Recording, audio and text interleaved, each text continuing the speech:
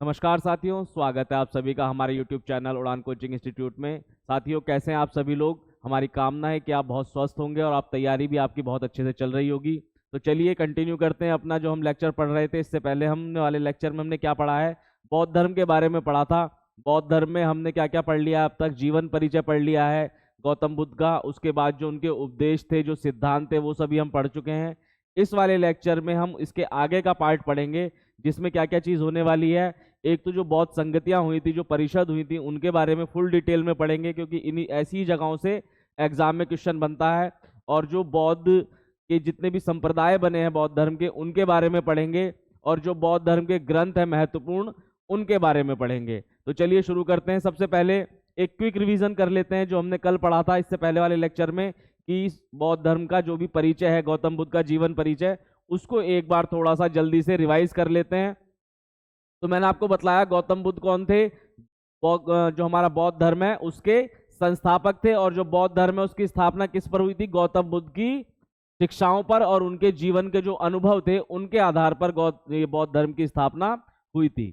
गौतम बुद्ध का हमारे जन्म कहाँ पर हुआ था, कब हुआ था।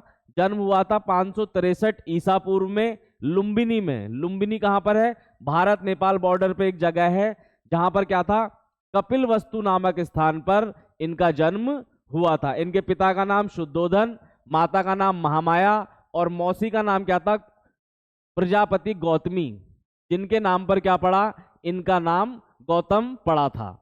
ठीक है, प्रजापति गौतमी के नाम पर क्यों पड़ा था, क्योंकि इनकी माता की जो मृत्यु है वो इनके जन्म के 6 दिन पश्चात हो गई थी। तो इनका पालन पोषण पूरा किसने किया, इनकी मौसी गौतमी प्रजापति ने किया। तो इसी वजह से इनका नाम क्या पड़ा, इनका नाम गौतम पड़ गया। उसके बाद आगे देखते हैं इनका विवाह किससे हुआ, यशोधरा से इनका विवाह हुआ, और इनका एक पुत्र भी था, कौन, राहुल।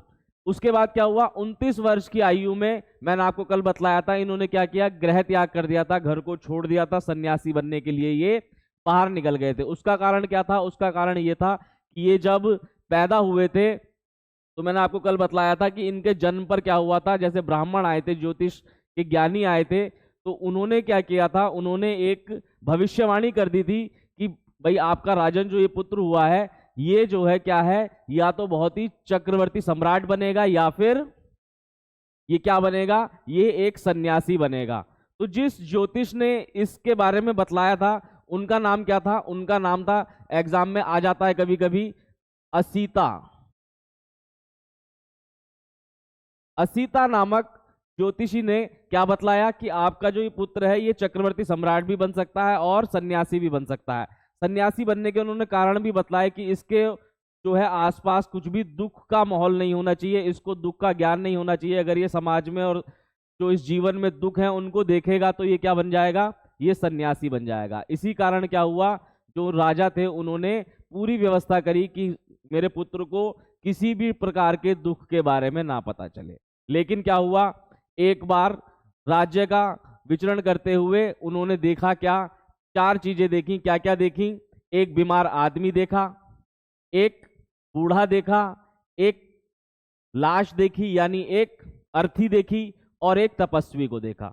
इन सारी चीजों को देखने के बाद क्या हुआ, वही चीज हुई जो भविष्यवाणी हुई थी, कि इनके मन में बहुत ज्यादा दुविधा हो गई, दुख हो गया इनको कि भाई मैं तो इतने ऐशो आराम से पल रहा हूं, लेकिन समाज में किस टाइप के दुख फैले हुए हैं, लोग परेशान हैं, बूढ़े हो रहे हैं, बीमार हो रहे हैं, मर रहे हैं, ये चक्र क्या है, ये क्या सिस्टम है, इसको जानने की जिज्ञासा पैदा हुई। और उनके मन में ये विचार आया कि इस चीज से कैसे बचा जा सकता है। तो उन्होंने क्या किया, उन्होंने 29 वर्ष की आयु में क्या किया, अपना घर छोड़ दिया। घर छोड़ने की जो घटना है उसको क्या कहते हैं, महाभिष्क्रमण, महाभिनिष्क्रमण कहते हैं। ये एग्जाम के पॉइंट ऑफ व्यू से बहुत ही महत्वपूर्ण चीज है, इसी टाइप की चीजें एग्जाम में आती हैं। तो क्या किया उन्होंने, 29 वर्ष की आयु में अपना घर त्याग दिया। उसके बाद क्या हुआ, फिर वो भटकते रहे लगभग 6 साल तक, और 35 वर्ष की उम्र में क्या हुआ, निरंजना नदी के तट पर उनको क्या हुआ, एक पीपल के पेड़ के नीचे ध्यान करते हुए ज्ञान की प्राप्ति हुई। ज्ञान की प्राप्ति कहां पर हुई, निरंजना नदी के तट पर पीपल के पेड़ के नीचे, उरुवेला में। उस स्थान का नाम क्या था, उस स्थान का नाम था उरुवेला।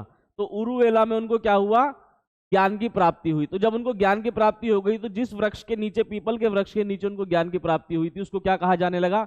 उसको बोधि वृक्ष कहा जाने लगा। और जिस स्थान पर उरुवेला में उनकी ज्ञान की प्राप्ति हुई थी उसको क्या कहा गया बाद में? उसको बोध गया नाम से जाना गया, जो कहां पर है? बिहार में है। उसके बाद क्या हुआ? जब उनको ज्ञान की प्राप्ति हो गई तो उन्होंने अपना प्रथम उपदेश दिया। कहां पर? उन्होंने अपना प्रथम उपदेश दिया सारनाथ में, जो कि कहां पर है? वाराणसी के पास है। उन्होंने अपना प्रथम उपदेश दिया, जिसको क्या कहा गया? धर्म चक्र प्रवर्तन कहा गया। जिसको क्या कहा गया? धर्म चक्र प्रवर्तन कहा गया। उसके बाद कुशीनगर में क्या हुआ? कुशीनगर में 483 ईसा पूर्व में इनकी मृत्यु हो गई, जिसको क्या कहा गया? महापरिनिर्वाण कहा गया। जिसको क्या कहा गया? महापरिनिर्वाण कहा गया। बुद्ध शब्द का शाब्दिक अर्थ क्या होता है? प्रकाशमान या फिर जागृत। एक और इसमें इंपॉर्टेंट पॉइंट कि बुद्ध के समकालीन कौन कौन लोग थे? महावीर जैन बुद्ध के समकालीन थे, राजा प्रसेनजीत, बिंबिसार और अजात शत्रु, ये सब क्या थे? बुद्ध के समकालीन थे। चलिए अब हम आगे बढ़ते हैं अपने नेक्स्ट उसकी तरफ। ये सब हम कल पढ़ चुके हैं। अब हम देखते हैं क्या कि हमारी जो बौद्ध परिषदें हुई, मैंने आपको कल बतलाया था कि बौद्ध परिषदों का जो हमारे बौद्ध धर्म के उदय में बहुत ही महत्वपूर्ण योगदान है। तो बौद्ध परिषदें वैसे तो 6 हुई थी, लेकिन जो 5वीं और 6ठी बौद्ध परिषद है वो क्या हुआ था? वो भारत से बाहर हुई थी, बर्मा और म्यांमार में। इसीलिए उनको वो कैटेगरी में नहीं रखा गया बौद्ध परिषदों की। सिर्फ 4 ही महत्वपूर्ण बौद्ध परिषदें मानी गई हैं। तो सबसे पहले देखते हैं जो प्रथम बौद्ध परिषद थी हमारी, उसके बारे में थोड़ा डिटेल में पढ़ेंगे, क्योंकि एग्जाम में क्वेश्चन काफी डीपली आता है, तो हमको हर एक पॉइंट टू पॉइंट डिटेल पता होनी चाहिए। तो देखिए प्रथम बौद्ध परिषद हमारी कब हुई? जब गौतम बुद्ध की मृत्यु हुई, उसके तुरंत बाद ही प्रथम बौद्ध परिषद हमारी हुई। तो यानी कब हुई? 483 ईसा पूर्व में सबसे पहली बौद्ध परिषद हुई। कहां पर हुई? किसके जो है किसके संरक्षण में हुई? कौन उसके अध्यक्ष थे? और क्या क्या उसकी महत्वपूर्ण बातें थी? ये जानना बहुत ज्यादा जरूरी है। तो चलिए सबसे पहले हम देखते हैं शाक्य मुनि की मृत्यु के तुरंत बाद क्या हुआ। शाक्य मुनि आप जानते हैं किसे कहते हैं? शाक्य मुनि किसको कहते हैं? गौतम बुद्ध को। इनके क्या नाम थे? 3 नाम थे इनके, गौतम बुद्ध, शाक्य मुनि और तथागत। तो शाक्य मुनि की मृत्यु के तुरंत बाद क्या हुआ? हर्यक वंश के राजा अजात शत्रु के संरक्षण में पहली बौद्ध संगति का आयोजन मगध में स्थित राजगृह में किया गया। मगध की राजधानी क्या थी? राजगृह। उसकी सप्तपर्णी गुफा में किया गया था क्या? पहली बौद्ध संगति का आयोजन। बहुत ही इंपॉर्टेंट पॉइंट है, आप इनको नोट कर लीजिए। सबसे पहला क्या है कि मृत्यु के तुरंत बाद हुई। किसने करवाई? हर्यक राजवंश के राजा अजात शत्रु ने करवाई। कहां पर करवाई? मगध की राजधानी राजगृह की सप्तपर्णी गुफा में कराया गया, जिसको प्रेजेंट में क्या बोलते हैं? राजगृह को राजगीर के नाम से जानते हैं। ठीक है, अब थोड़ा सा और देखते हैं इसमें क्या। बौद्ध धर्म में एक महत्वपूर्ण परिवर्तन के रूप में बौद्ध परिषद का आयोजन इस बात पर आम सहमति प्राप्त करके किया गया कि बुद्ध की शिक्षाओं को वर्तमान समय में आगे बढ़ाया जा सकता है। यानी जो पहली बौद्ध संगति हुई, भाई क्या हुआ? गौतम बुद्ध का जब महापरिनिर्वाण हो गया, उनकी मृत्यु हो गई, तो उसके बाद जो उनके उपासक थे, जो उनके शिष्य थे जितने भी, उन्होंने क्या किया? उन्होंने एक बौद्ध संगति का आयोजन किया कि भाई बौद्ध संगति का आयोजन किया जाए, और ये जो हमारा बौद्ध धर्म है इसका हम प्रचार प्रसार कैसे करेंगे, क्या क्या तरीके रहेंगे, इन सब को डिस्कस करने के लिए हमारी जो है प्रथम बौद्ध संगति आयोजित की गई। ठीक है, उसके बाद देखते हैं इसमें कब की गई। मैंने आपको बताया 483 ईसा पूर्व में, गौतम बुद्ध की मृत्यु के ठीक बाद इसका आयोजन किया गया। क्या करा गया इसमें? इसकी बैठकों का आयोजन क्यों किया गया? कि बुद्ध की शिक्षाओं को कैसे प्रबंधित और पढ़ाया जा सकता है। अब देखते हैं कि इसकी अध्यक्षता किसने की। देखिए बौद्ध संगतियों के बारे में जो मोस्टली क्वेश्चन बनते हैं वो क्या बनते हैं कि उस समय शासक कौन था, यानी किसके संरक्षण में हुई, कौन इसके अध्यक्ष थे संगति के, कहां पर संगति हुई, और क्या महत्वपूर्ण पॉइंट रहे उस संगति में, ये सारी चीजें ही एग्जाम में पूछी जाती हैं। तो प्रथम बौद्ध संगति कहां पर हुई? राजगृह में हुई, राजगीर में, मगध की राजधानी में। किसके संरक्षण में हुई? हर्यक वंश के राजा अजातशत्रु के संरक्षण में हुई। उसके बाद कब हुई? 483 ईसा पूर्व में हुई। अब देखते हैं कि उसका अध्यक्ष कौन था। तो उसके अध्यक्ष कौन थे? उसके अध्यक्ष थे महाकश्यप। उसके अध्यक्ष थे महाकश्यप की अध्यक्षता में यह चीज हुई थी। अब इसमें जो महत्वपूर्ण कार्य हुआ वो क्या हुआ कि जो बौद्ध धर्म के दो बहुत ही महत्वपूर्ण ग्रंथ हैं, कौन कौन से? सुत्त पिटक और विनय पिटक, इन दोनों का क्या करा गया? इनका संकलन किया गया। इनका संकलन किसके द्वारा किया गया? सुत्त पिटक का संकलन किया गया आनंद द्वारा, भिक्षु थे एक आनंद, उनके द्वारा। और विनय पिटक का जो संकलन किया गया वो किसके द्वारा किया गया? उपाली के द्वारा। सुत्त पिटक में क्या चीज है? बुद्ध की शिक्षाएं हैं, जो बुद्ध ने शिक्षाएं दी हैं उसका संकलन है। विनय पिटक में क्या है? आश्रम संबंधी जो भी नियम कायदे थे उनका संकलन है। तो जो हमारी प्रथम बौद्ध परिषद हुई उसमें महत्वपूर्ण कार्य क्या हुए? सुत्त पिटक और विनय पिटक का संकलन किया गया। चलिए अब दूसरी बौद्ध परिषद के बारे में देखते हैं। प्रथम बौद्ध परिषद के लगभग 100 वर्ष के बाद 383 ईसा पूर्व में क्या हुआ? दूसरी बौद्ध परिषद का आयोजन किया गया, जिसमें 700 भिक्षुओं ने भाग लिया। अब इसमें देखिए कहां पर हुई, किस राजा के संरक्षण में हुई, क्या क्या महत्वपूर्ण बातें हुई, कौन अध्यक्ष था, ये थोड़ा सा डिस्कस कर लेते हैं। तो क्या हुआ कि जब ये हमारी पहली बौद्ध परिषद हो गई, उसके 100 साल बाद एक भिक्षु थे यश, उन्होंने क्या देखा कि उन्होंने देखा कि जो हमारा बौद्ध धर्म है इसके जो भी आदर्श हैं, जो भी सिद्धांत हैं, उनको सही से फॉलो नहीं किया जा रहा। यानी जो बौद्ध भिक्षु हैं वो इनको फॉलो करने में क्या ढिलाई बरत रहे हैं, अपने हिसाब से नियमों को बदल रहे हैं। तो उन्होंने क्या किया? उन्होंने इसी वजह से 700 भिक्षुकों को बुलाकर क्या किया? दूसरी बौद्ध परिषद का आयोजन किया। अब दूसरी बौद्ध परिषद जो आयोजन किया गया, इसमें क्या हुआ?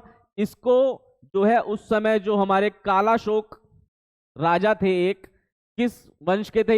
ये शिशुनाग वंश के थे। शिशुनाग वंश के राजा थे कालाशोक, इनके संरक्षण में आयोजित किया गया। और जिसकी अध्यक्षता किसने की? सर्वकामिनी ने इसकी अध्यक्षता की। क्लियर है? कालाशोक के संरक्षण में सर्वकामिनी ने दूसरी जो हमारी बौद्ध परिषद हुई उसकी अध्यक्षता की। अब इसमें हुआ क्या कि इसमें ये डिस्कस किया गया कि जो भी हमारे बौद्ध भिक्षु हैं, संघ के लोग हैं, वो जो है ये हमारा जो बौद्ध धर्म के आदर्श हैं उनको सही से फॉलो नहीं कर रहे हैं, है ना। तो उसमें क्या हुआ कि उसमें आपस में वाद विवाद हो गया। कुछ लोग दो पक्षों में बैठ गए। एक जो बौद्ध धर्म के जो भी आदर्श थे उनको एज इट इज फॉलो करना चाहते थे, एक क्या चाहते थे कि इसमें थोड़ी उदारता बरती जाए, जो भी नियम है उनको थोड़ा सा परिवर्तन करने का जो है मौका दिया जाए या फिर उसको एक्सेप्ट किया जाए उस परिवर्तन को। तो सभी बौद्ध भिक्षु इकट्ठा हुए। क्या हुआ? यश के नेतृत्व में, मैंने आपको बतलाया यश कौन थे, वो बौद्ध भिक्षु जिन्होंने इस चीज को नोटिस किया कि हमारे जो भिक्षु, ये जितने भी भिक्षुक हैं ये सब बौद्ध धर्म का सही से पालन नहीं कर रहे। तो यश के नेतृत्व में संगति में क्या हुआ? इस विचार को खारिज कर दिया, लेकिन असहमति के कारण बौद्ध धर्म नियमों का पहली बार विभाजन हुआ। तो यक्ष की जो इच्छा थी कि बौद्ध धर्म के जितने भी सिद्धांत हैं उनको एज इट इज फॉलो किया जाए, उसको क्या किया गया? इस संगति में, इस परिषद में खारिज कर दिया गया कि भाई ऐसा नहीं हो सकता। इससे क्या हुआ कि पहली बार विभाजन हुआ। किसमें? जो बौद्ध समुदाय था उसका विभाजन हुआ। किस किस में हुआ? थेरावाद में और महायान में। संघ महायान में और थेरावाद में क्या हुआ? इनका विभाजन हो गया। पहले समूह को क्या कहा गया? थेरा कहा गया, जो क्या करते थे? मूल भावना यानी जो मूल सिद्धांत थे उनको फॉलो करते थे, और जिन्होंने थोड़ा सा चेंज करके उदारता पूर्वक व्याख्या की उनको क्या कहा गया? उनको महासंघिका या फिर महायान कहा गया। द्वितीय बौद्ध परिषद का मुख्य उद्देश्य क्या था? महान विद्वता के विषय पर संवाद करना था। यानी मैंने आपको बतलाया कि जो गौतम बुद्ध के ज्ञान था उसके ऊपर संवाद करना था। किस वजह से? कि भाई उसमें कोई भी परिवर्तन ना किया जाए। तो जो परिवर्तन के पक्ष में थे उनका एक समूह बन गया, जो परिवर्तन के पक्ष में नहीं थे उनका अलग समूह बन गया। तो जो परिवर्तन के पक्ष में नहीं थे वो क्या कहलाए? वो थेरावाद कहलाए, और जो उसके परिवर्तन के पक्ष में थे वो क्या कहलाए? वो महायान कहलाए। ठीक है, चलिए अब देखते हैं तीसरी जो हमारी बौद्ध परिषद हुई उसके बारे में। तो तीसरी बौद्ध परिषद कब हुई? हमारी दूसरी बौद्ध परिषद के लगभग 100 वर्ष बाद 250 ईसा पूर्व में तीसरी बौद्ध परिषद हुई। कहां पर हुई? पाटलिपुत्र में हुई। और किसके संरक्षण में हुई? सम्राट अशोक के संरक्षण में हुई। और इसके अध्यक्ष कौन थे? मोगलीपुत्र। इसकी अध्यक्षता किसने की? मोगलीपुत्र तिस्सा द्वारा इसकी अध्यक्षता की गई। अब इस जो हमारी तीसरी बौद्ध परिषद हुई इसका मुख्य उद्देश्य क्या था? इसका मुख्य उद्देश्य ये था कि जो हमारे बौद्ध धर्म का प्रचार प्रसार है वो अलग अलग दुनिया के अलग अलग स्थानों में किया जाए, भारत के अलग अलग स्थानों में किया जाए। जिसके अंतर्गत क्या किया गया कि जो हमारे सम्राट अशोक थे उन्होंने भारत से दक्षिणी पूर्व एशिया से बाहर क्या किया? इसका विस्तार करने के लिए लोगों को भेजा। कहां कहां पर भेजा? कश्मीर में भेजा, श्रीलंका में भेजा, नेपाल में भेजा, गांधार में भेजा कि वहां जाओ और बुद्ध का प्रचार करो, बुद्ध की शिक्षाओं का प्रचार करो। ठीक है, तो ये मेन चीज क्या हो गई इसमें कि सम्राट अशोक द्वारा इसके बौद्ध धर्म के प्रचार प्रसार के लिए अलग अलग जगहों पर भिक्षुओं को और बौद्ध धर्म के अनुयायियों को भेजा गया। उसके बाद आती है हमारी चौथी बौद्ध परिषद। चौथी बौद्ध परिषद कब हुई? हमारी तीसरी बौद्ध परिषद के लगभग 200 वर्ष के बाद चौथी बौद्ध परिषद हुई। कहां पर हुई? कश्मीर के कुंडल वन में यह बौद्ध परिषद हुई। कब हुई? लगभग 72 ईस्वी में, यानी जीसस क्राइस्ट के पैदा होने के 72 साल बाद लगभग ये बौद्ध परिषद हुई। और कहां पर हुई? मैंने आपको बतलाया कश्मीर के कुंडल वन में हुई। किस शासक के? कनिष्क के संरक्षण में। कनिष्क एक शासक थे, उनके संरक्षण में यह बौद्ध परिषद हुई। और इसकी अध्यक्षता किसने की? इसकी अध्यक्षता की वसुमित्र ने। और जो इसके उपाध्यक्ष थे वो कौन थे? अश्वघोष। उपाध्यक्ष कौन थे? अश्वघोष। और अध्यक्ष कौन थे? वसुमित्र। अब यहां पर क्या हुआ? यहां पर चौथी बौद्ध परिषद में अभिधम जो ग्रंथ थे उनको प्राकृत से संस्कृत भाषा में अनुवाद किया गया था। यानी जो पहले जितने भी इनके ग्रंथ थे, अभिधम ग्रंथ थे, उनको क्या किया गया? प्राकृत से संस्कृत में उनका अनुवाद किया गया। चौथी बौद्ध संगति के परिणाम स्वरूप क्या हुआ? बौद्ध धर्म दो संप्रदायों में, जो इसके मेन संप्रदाय थे महायान और हीनयान में विभाजित हो गया। तो चौथी बौद्ध संगति का सबसे महत्वपूर्ण कार्य क्या था, या बहुत महत्वपूर्ण चीज जो याद रखने लायक है, एग्जाम में आती है कि कौन सी संगति में हीनयान और महायान अलग हुए थे? तो चौथी बौद्ध संगति में हीनयान और महायान अलग अलग दो भागों में बट गए थे। महायान बौद्ध संप्रदाय क्या करता था? मूर्ति पूजा, कर्मकांड, बोधिसत्व में विश्वास रखता था और भगवान को गौतम बुद्ध को क्या मानता था? भगवान मानता था। और हीनयान क्या था? हीनयान बौद्ध की जो मूल शिक्षाएं हैं उन्हीं को ही जारी रखना चाहता था और वो मानता था कि गौतम बुद्ध जो है वो क्या है? एक महापुरुष है, भगवान नहीं है। ठीक है। और जो हमारे महायान वाले थे उन्होंने क्या किया? उन्होंने संस्कृत भाषा का उपयोग किया और जो हीनयान वाले थे उन्होंने पाली भाषा का। यानी महायान जो संप्रदाय था उसने बौद्ध ग्रंथों को पाली भाषा से संस्कृत भाषा में उसका अनुवाद किया। ये भी क्वेश्चन इंपॉर्टेंट है कि किसने किया? महायान संप्रदाय ने पाली भाषा से संस्कृत भाषा में सभी ग्रंथों का अनुवाद किया। पांचवी और छठी मैंने आपको बताया बर्मा और म्यांमार में हुई थी, इसीलिए क्या है उन्हें मान्यता प्राप्त नहीं है। एक बार जल्दी से एक उसमें देख लेते हैं, आप इसको नोट भी कर लीजिएगा फटाफट से। पहली बौद्ध संगति मृत्यु के तुरंत बाद 483 ईसा पूर्व में शासक अजातशत्रु, अध्यक्ष महाकश्यप, सप्तपर्णी गुफा राजगृह में हुई। बुद्ध के उपदेशों को विनय पिटक और सुत्त पिटक में संकलित किया गया। दूसरी कब हुई? 383 ईसा पूर्व में। शासक कौन था? कालाशोक। अध्यक्ष सर्वकामिनी। स्थान कौन सा था? वैशाली। कहां पर हुई ये? वैशाली में हुई। और इसमें क्या हुआ? भिक्षु संघ क्या हुआ? दो भागों में बढ़ गया, थेरावादी और महासांघिक। तीसरी कब हुई? तीसरी हुई 250-251 ईसा पूर्व में। किसके संरक्षण में? अशोक के। और जो इसके अध्यक्ष थे वो कौन थे? मोगलीपुत्र तिस। स्थान पाटलिपुत्र। और क्या हुआ? अधम पिटक की स्थापना एवं संघभेद को समाप्त करने के लिए कठोर नियम बनाए गए। और क्या किया गया? बौद्ध धर्म के प्रचार प्रसार के लिए भिक्षुओं को अलग अलग जगहों पर भेजा गया। चौथी जो हमारी संगति हुई वो कब हुई? प्रथम शताब्दी में। मैंने आपको बताया 72वीं ईस्वी में। उस टाइम शासक कौन था? कनिष्क। अध्यक्ष कौन थे? वसुमित्र। उपाध्यक्ष कौन थे? अश्वघोष। कहां पर हुई? कुंडलवन कश्मीर में हुई। और इसमें महत्वपूर्ण क्या कार्य हुआ कि जो हमारा बौद्ध धर्म था वो हीनयान और महायान में विभक्त हो गया। तो बच्चों ये जो हमने परिषदों के बारे में, चारों संगीतों के बारे में पढ़ा है, मोस्टली आप देखेंगे कि सारी टॉपिक, सारी चीजें कवर हो गई हैं। इससे बाहर आपका कोई भी क्वेश्चन नहीं आएगा परिषदों में, परिषद के टॉपिक से। चलिए अब देखते हैं जो हमारा बौद्ध संप्रदाय है वो दो भागों में बढ़ गया था, हीनयान संप्रदाय और महायान। तो हीनयान और महायान के बारे में थोड़ी सी डिटेल जानना जरूरी है क्योंकि क्वेश्चन यहां से भी आ जाता है। अगर मोटी मोटी बात करें तो हीनयान हमारा क्या था, मैंने आपको बतलाया। हीनयान वो संप्रदाय था जो गौतम बुद्ध को क्या मानता था? एक महापुरुष मानता था और गौतम बुद्ध की शिक्षाओं को एज इट इज फॉलो करना चाहता था, उसमें कोई भी चेंज करना नहीं चाहता था। इसको क्या बोलते हैं? इसको श्रावक यान भी बोलते हैं। हीनयान को ही श्रावक यान भी बोलते हैं। और यह क्या था? यह परंपरावादियों का वो समूह था जो बौद्ध के धर्म के प्राचीन आदर्शों को बिना किसी परिवर्तन के पूर्ववत बनाए रखना चाहता था। हीनयान की भी दो शाखाएं थी, कौन कौन सी? वैभाषिक और सौत्रांतिक। इसमें क्या कहा गया? बुद्ध को एक महापुरुष माना गया है। हीनयान एक व्यक्तिवादी धर्म था। इसका कहना था कि प्रत्येक व्यक्ति को अपने प्रयत्नों से ही मोक्ष की प्राप्ति का प्रयास करना चाहिए। तो अपने प्रयत्नों से ही क्या मिलेगी? मोक्ष मिलेगा।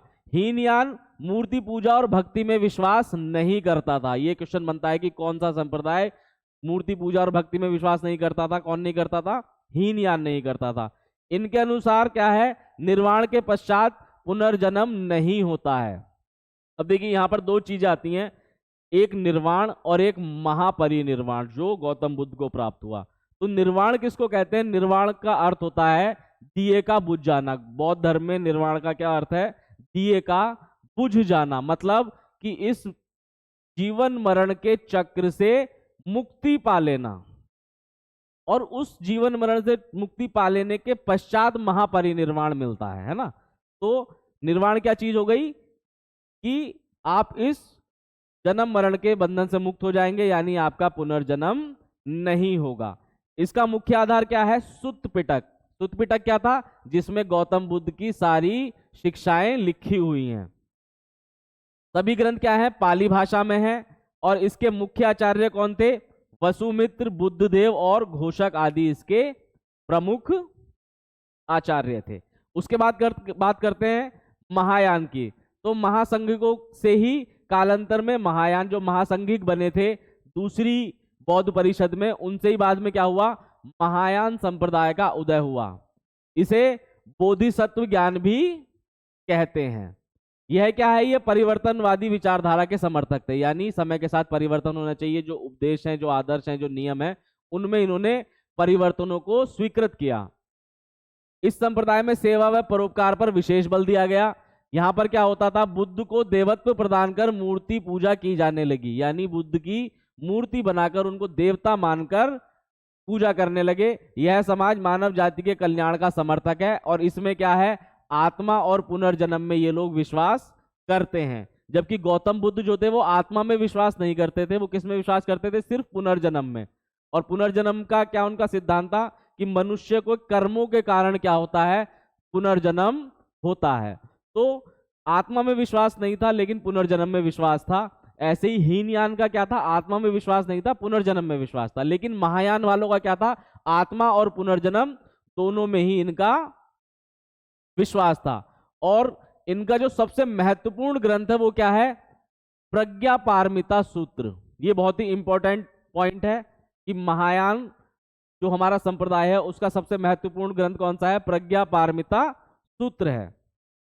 उसके बाद अगर बात करें हम बौद्ध साहित्य की कि कौन कौन से ग्रंथ हैं इसमें, तो वो भी देख लेते हैं एक नज़र में। सबसे पहला क्या है? सुत्त पिटक, मैंने आपको बतलाया, जिसमें क्या है? धर्म सिद्धांत है, बुद्ध के उपदेशों को इसमें वर्णित किया गया है। इसके भी 5 भाग हैं: दीर्घ निकाय, मध्य निकाय, संयुक्त निकाय, अगुंतन निकाय और खुद्दक निकाय। उसके बाद कौन सा आता है? अभिधम्म पिटक, बौद्ध धर्म का आध्यात्मिक व दार्शनिक विवेचन, जिसका सर्वाधिक महत्वपूर्ण ग्रंथ क्या है? कथा वस्तु है। यानी इसमें क्या गया? जो बौद्ध धर्म था उसके जितने भी आध्यात्मिक जो भी उनके ज्ञान थे उनकी क्या की गई? उनका दार्शनिक और आध्यात्मिक विवेचना की गई है इस ग्रंथ में। उसके बाद आता है विनय पिटक। भिक्षु भिक्षुणियों के संग व उनके दैनिक जीवन आचरण से संबंधित नियमों का, मैंने आपको बताया था कि आश्रम संबंधित जितने भी नियम हैं भिक्षु और भिक्षुणियों को जो फॉलो करने हैं वो इसमें दिए गए हैं। इसके भी 3 भाग है, विभंग, खंडक और परिवार। क्लियर है? अब देखिए कुछ ऐसे पॉइंट हैं जो थोड़े से हमसे शायद मिस हो गए हैं, तो उनको एक बार देख लेते हैं। क्या क्या? सबसे पहले अगर हम बात करें तो जो गौतम बुद्ध की, जैसे एग्जाम में जो क्वेश्चन आते हैं मैं वो आपको थोड़े से बता देता हूं, बहुत ही इंपॉर्टेंट है ये सारे पॉइंट, एग्जाम में क्वेश्चन यहां से बहुत बनता है। तो सबसे पहले अगर बात करें तो गौतम बुद्ध की प्रथम महिला भिक्षुणी कौन थी? सबसे पहले बात करते हैं क्या, बुद्ध धर्म की प्रथम महिला भिक्षुणी या फिर अनुयायी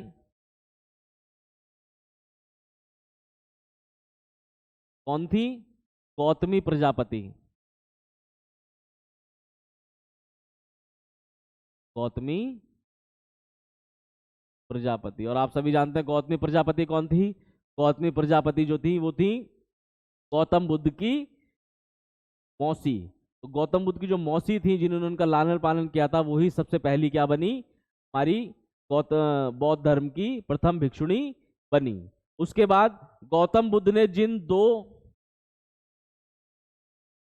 शूद्रों को सबसे पहला अपना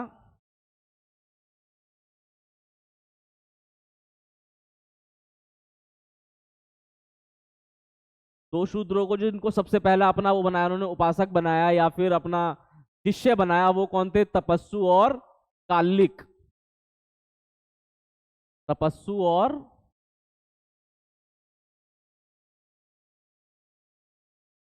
कालिक। तपस्सु और कालिक। उसके बाद जो हमारे गौतम बुद्ध थे उन्होंने सबसे ज्यादा जो उपदेश दिए हैं, सबसे ज्यादा उपदेश उन्होंने कहां पर दिए हैं?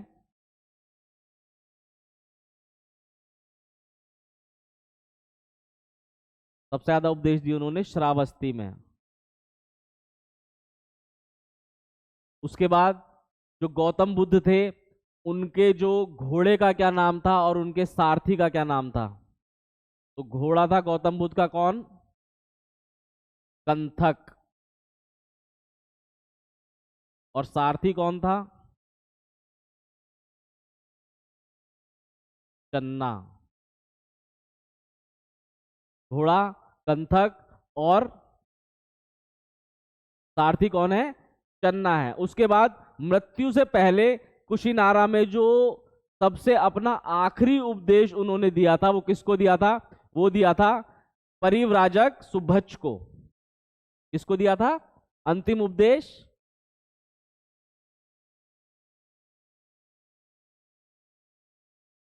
अंतिम उपदेश किसको दिया था? परिव्राजक सुभच्च को। ये बहुत ही इंपॉर्टेंट पॉइंट्स हैं, इनको आप नोट कर लीजिए। मोस्टली आप देखेंगे कि ये बुक्स में या ढूंढने से आपको नहीं मिलेंगे लेकिन एग्जाम में आ जाते हैं, तो इनको सबको आप नोट करते हुए चलिए। क्या है? पहली महिला भिक्षुणी कौन थी? गौतमी प्रजापति। 2 शूद्र जिनको सबसे पहले गौतम बुद्ध ने अपना शिष्य बनाया वो कौन थे? तपस्सु और कालिक। सबसे ज्यादा उपदेश कहां पर दिए? श्रावस्ती में दिए। अंतिम उपदेश कहां पर दिया? कुशीनारा, कुशीनगर में दिया। किसको दिया? परिव्राजक सुभच्च को दिया। और जो हमारे गौतम बुद्ध थे उनके घोड़े का नाम क्या था? कंथक था। सारथी का नाम चन्ना था। और पहले गुरु गौतम बुद्ध के प्रथम गुरु कौन थे? गौतम बुद्ध के प्रथम गुरु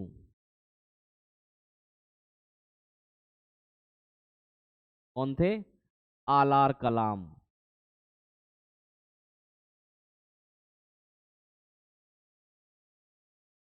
आलार कलाम कौन थे? इनके प्रथम गुरु थे। और भविष्यवाणी किसने की थी? मैंने आपको बतलाया था, असीता नामक जो एक ज्योतिषी थे उन्होंने भविष्यवाणी की थी इनके जन्म के बारे में कि ये या तो चक्रवर्ती सम्राट बनेंगे या फिर क्या बनेंगे?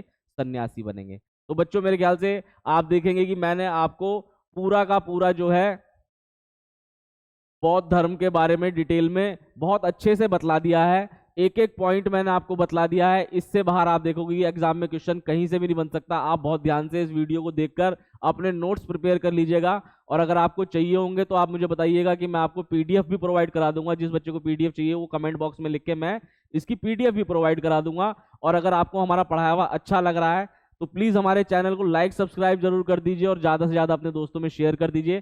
धन्यवाद।